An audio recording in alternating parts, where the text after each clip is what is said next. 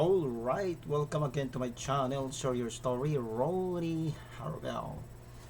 And tonight, may malaga po tayong pag-uusap na naman patungkol po sa ating earnings. Muna tayo, wala munang politika. Tingnan muna natin ang ating earnings kasi alam nyo ay dadarating na naman yung sahod natin sa kaya mula sa YT papuntang AdSense at siyempre papunta po sa ating bank account. So kung kayo po ay nagkakaroon ng earnings, just to encourage you how to make more earnings through this yes, in YT. In a way, depende po sa atin ito. Depende po. It depends on us how we would be, paano po tayo maging active. Diba? So, I'm gonna share you tonight for this very, very important. Kasi alam nyo, ang ginagawa natin dito ay simply kailangan po natin ng earnings. So, hindi naman po pwedeng hindi tayo magkakaroon ng earnings po dito sa pagbablog kasi alam nyo, gumagastos po tayo eh. Supposed to be, kung hindi po natin tutukan, ay alam nyo po, sa totoo lang ay talagang hirap po tayo umahon. Kaya nga, tama po ang sabi ng ibang mga vloggers, kailangan po mayroon tayo po talagang source of income. Saka itong vlog nito ay just for our fun, just for doing something para ma-excite po tayo at malibang po tayo sa ating ginagawa. So, ang pagbablog po ay parte po sa ating buhay para po ay magkakaroon po to, yun nga sabi ko kanina, malibang po tayo, di ba? So, pero sa kalaunan ay hindi po pwede hindi po tayo magkakaroon ng earnings dito. So kung alam mo ang pamaraan, sigurado po magkakaroon ka po ng earnings. Yeah. Kasi I'm gonna share you sa aking pong video, no, na ipapakita sa inyo ngayon yung aking highest video earnings na aking pong natanggap. Actually, ngayon ko lang po siya na-publish, although it was upload nung na video upload ko po nung I think mga March, no? So mga 3 linggo na siguro o isang buwan na, kasi alam nyo na kakaiba po ang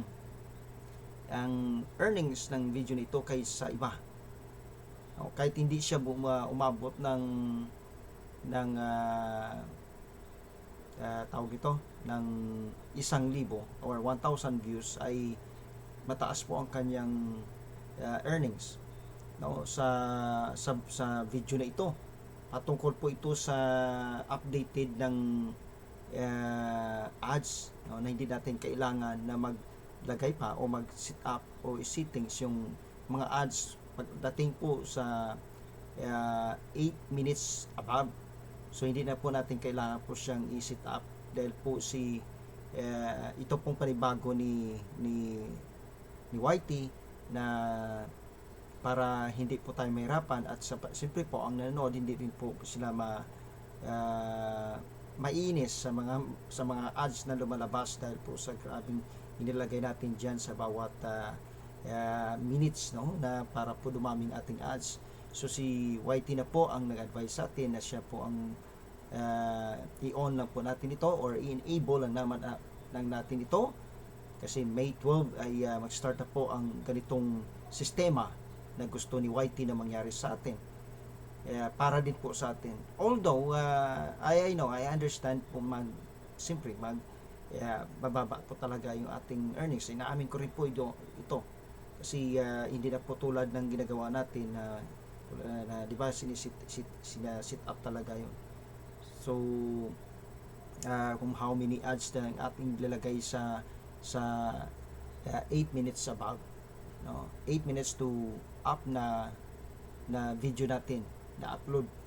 So ito po at nagkaroon po ako ng $10, pero yung $10 na yon ay mayroon pong plus, tinatawag po nating CPM. So we will talk today for this subject na sasabi ko nga about CPM and my highest earning video At ipapakita ko rin pong sample sa inyo ng RPM, kung ano pong kakaiba ng RPM saka CPM. So, mayroon pa lang mga video na talagang maganda siya. Talagang more on earnings siya at talagang mataas pong earnings yung ng CPM niya kaysa RPM. So, we will discuss this because this is a very important na malaman niyo po paano paano ba maging CPM. Para ang ating video ay under on CPM po siya para mayroon pong dagdag ang punto nito is parang bonus siya Okay, so let us compare today in my video upload sa dalawang upload po at makikita nyo actually ang views nito is only 868, hindi po siya na umabot ng 1,000 pero nagkaroon po ng $10 at may plus po yan. Okay, so let's go and let us see about studying about the word CPM and the RPM. Okay, so kung ano po ang mga niche o content na nagkakaroon po ng CPM. Okay, so let's go and atin po siyang i-discuss dahil po mahalaga ito na inyo pong malaman. Now, pag-usapan muna natin itong tinatawag pong CPM. Right? Diba? So, ano po yung ang CPM na niche o content na nagkakaroon po ng CPM? Ito po ang instruction ni YT sa atin. The highest CPM is making money online and digital marketing, personal finance and investments, educational content, TIC, or cars and gadgets, or cooking, video games, and fitness and bodybuilding. Wow, ito pala yun. So, ang aking, sabi ko nga, ang aking mga nag-convert ako sa political na video ko reaction. So, mababa pala. Kaya pala bumagsak yung earnings ko dahil po sa video reaction. So, ito po mababa po ang pag nasa politika talaga pag you are talking about politics, mababa siya. So pero pagdating po sa highest CPM na tawag po ay making money online, digital marketing, okay, personal finance and investments, educational content, okay, tech or cars and gadgets and cooking, video games and fitness and bodybuilding. So yan po ang matataas na mga highest CPM. Pag mabot ka po doon sa 1,000 views ay may dagdag po siya. No? May dagdag po. May plus. Ipapakita ko sa inyo mamaya na kahit po hindi ka dumating doon sa ganong case ay ang CYT po ay magkakaroon po ng ang para sa akin parang ano siya parang bonus siya. Okay? So, let's go. At ano ba saka yung ano ba talaga yung sasabi dito muna tayo sa RPM. All right. So pag sinabi po kasi ng RPM stands for revenue per mille, which is metric that shows how much money a YouTuber earns for every 1,000 video views. It's key metric that helps creators understand their content's profitability and make strategy decisions. So how is RPM calculated? Paano po natin ito suma? So RPM calculated by dividing estimated earnings by number of impressions, page views of queries, then multiply by 1,000. It based on several revenue sources include ads, channel membership. Yun lang po ang revenues na makukuha po, revenue sources including yung ads at saka channel memberships. Yun po ang nasabi pong RPM. Okay, yung RPM. So, paano po natin makikita ang RPM? Tulad ditong aking video. Alright, kung makikita nyo po siya, ating pong i-discuss ito dahil mahalaga po talaga na ating maintindihan ang pag sinabi po nating RPM. So it's we know na makita natin dito ang RPM sa aking video ay masyado siyang mababa. So dito siya i-compare, no? Ma-compare ko kung paano po siya, bakit, no?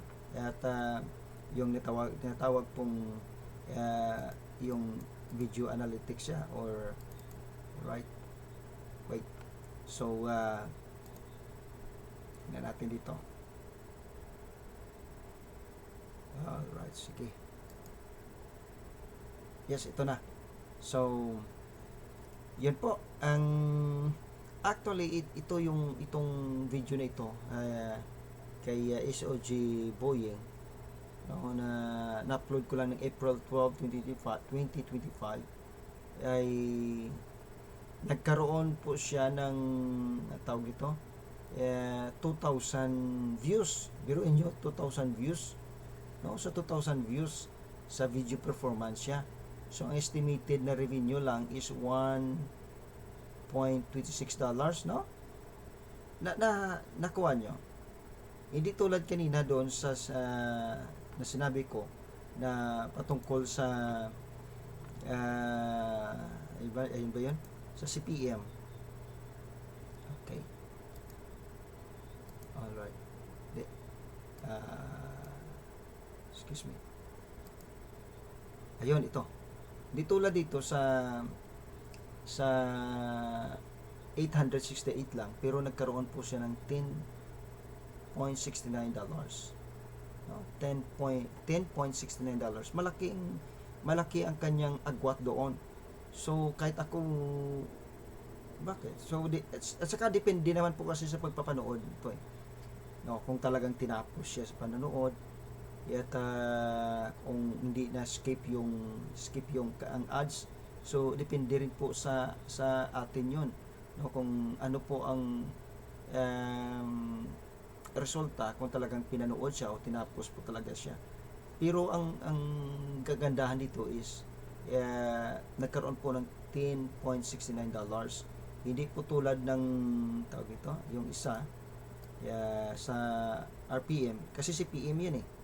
No, itong sinasabi ko is sa CPM yan, kasi under ko sa CPM patungkol ito sa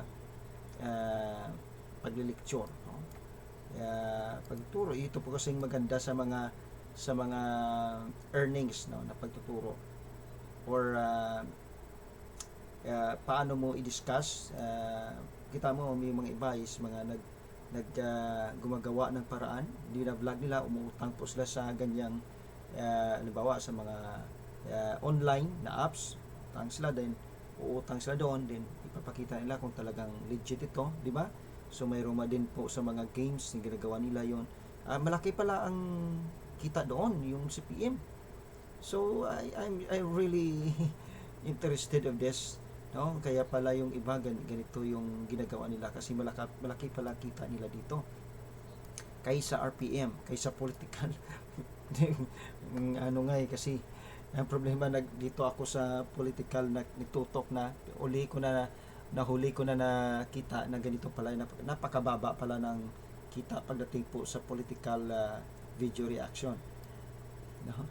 Pero actually pwede pa naman ako gumawa ng mga video reaction sa mga ibang, for example mga ganitong, depende rin po, or comments, or kasi dala naman po ng aking vlog yan.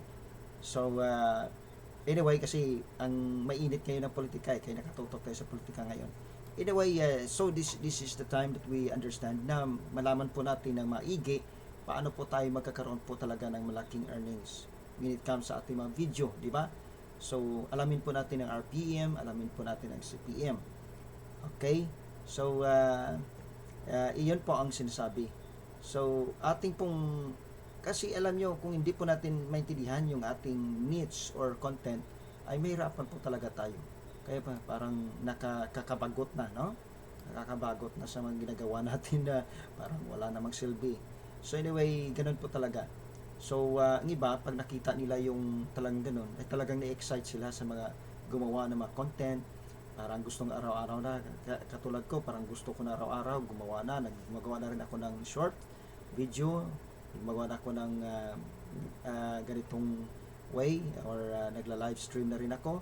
So next time magla-live stream din ako sa mga ganitong klase din. Inunti-unti ko po siya. Okay, so tingnan po natin ang CPM. Ano pang sinasabi ng CPM? Alright. Ito po. So, how can we calculate it, no? Alright. Sige. So, how can we calculate the CPM? So, to calculate CPM, divided the total and revenue earned by the total number of video views, then multiply by 1,000. Factors affecting CPM. A creator CPM can vary based on factors like their niche, no? Their niche. Yung sabi ko kanina, their niche, no? Yung ito po, saan ba yun? Oh, sorry. Ito. Oh, saan na ba yun? Okay, ito. Ito po yung sinasabing niche. Okay? So, yan po. The highest PM. Yun pong sinasabing niche. Making money online, digital marketing, personal finance and investments, educational content, tech, cars and gadgets, cooking, video games, fitness and bodybuilding. So, yun po ang sinasabing niche. No? Kasi, mayroon kang, mayroon kang talagang yung tawag ito, yung vlog ba talaga. So, sa akin kasi nag-video reaction ako sa political, kaya mababa. So, at least I understand that it is my learning through these earnings. Okay? Pero it's okay for me that babawi tayo sa ibang video na lang. Okay? So, yan. At nakikita natin kung paano po yan. So, ito pang sabi sa CPM. CPM content on YouTube refers to the cost per milli or cost per 1,000 impressions, which indicates how much an advertiser pays for every 1,000 times their ad is displayed on the YouTube video. Essentially, it's a metric that shows how much a creator can earn per 1,000 views from ads on their videos. Key points about CPM content. Meaning of CPM. CPM stands for cost per milli, where milli is Latin 4,000. Yun pala yun, no? Okay, at least may naintindihan po tayo. Iwan ko kung naintindihan nyo, pero I'm trying to picture out po sa inyo paano po tayo maintindihan po ang sabi pong CPM. Now, kanina, ipinakita ko sa inyo ang the highest, yun po, ang 10,000, di ba? Sa views sa 868. Ngayon, ipapakita ko sa inyo kung magkano ang idinagdag. Okay? Idinagdag. So, ito po. So, magkano po ang idinagdag? No? So, that's 10,000. So, sa 10,000 ay ito po, 10,000. Okay, sa video performance po tayo. Makita nyo yan. Video performance. So, watch page ads, how you make money. Watch page, that is $10.69. So sa video performance nakita natin ng $10.69. Sa views po yan, sa views ng 868. So ang revenue per 1K where 1,000 is $12.32.